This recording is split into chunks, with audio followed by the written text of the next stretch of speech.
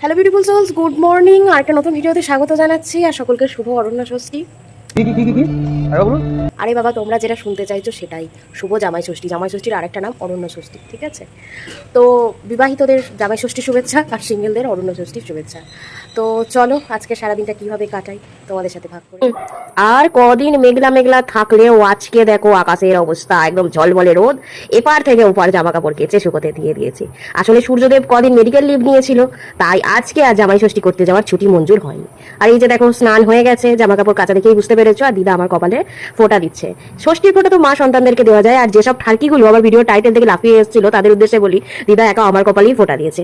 আর এই যে ষষ্ঠী মানেই ভালো খাওয়া দাওয়া, অ্যাকচুয়ালি আমার কাছে যে কোনো ওকেশন মানেই ভালো খাওয়া দাওয়া। তাই আজকে বানাচ্ছি ফ্রায়েড রাইস, আর হয়ে এসছে, জাস্ট একটুখানি ওপর নিচ করে দিচ্ছি।